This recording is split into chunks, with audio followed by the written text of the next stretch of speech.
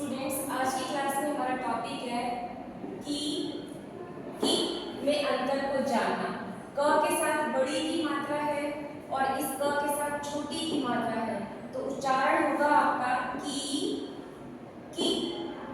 पर दोनों मात्राएं सीखने के बाद भी आप गलत लिख कर आते हैं एग्जाम्स में अपनी नोटबुक में। उसका कारण क्या है? क्योंकि आपको पता ही नहीं कि हमें जो उच्चारण कर रहे हैं उस उच्चारण में ध्वनि कौन सी निकल रही है, बड़ी ध्वनि निकालनी है कि छोटी निकालनी है।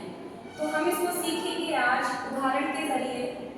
कहाँ पर की लिखना है, बड़ी लगानी है, और कहाँ पर की लिखना है, छोटी की मात्रा लगेगी।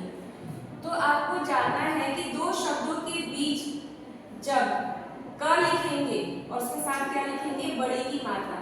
जैसा कि आप देखेंगे उदाहरण में, राधा की बहन, दो शब्द, एक ही फॉर्मूला है की और की को सीखने का।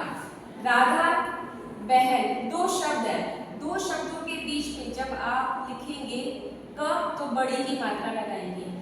रवि पुस्तक, रवि की पुस्तक, क के साथ छोटी की मात्रा नहीं लगेगी।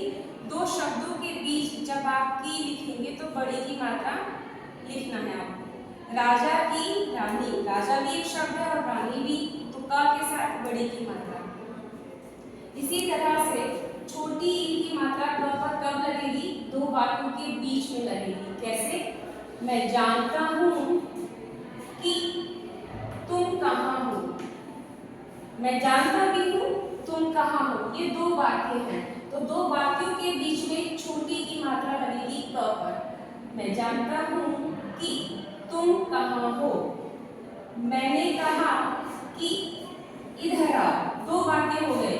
मैंने कहा, मैं कह भी रही हूँ, क्या कह रही हूँ, इधर आओ, तो इस क पर क्या लगेगा, छोटी की मात्रा। मुझे लगा कि रात हो गई, मुझे कुछ लग भी रहा है, क्या लग रहा है, रात हो गई, ये आपका दूसरा वाक्य है। जब दो वाक्यों के बीच में आप लिखेंगे तो छोटी की मात्रा लगाएंगे। अब आपको की और की में अंतर पता चल गया होगा। दो शब्दों के बीच में क पर बड़ी की मात्रा और दो वाक्यों के बीच में क पर छोटी की मात्रा।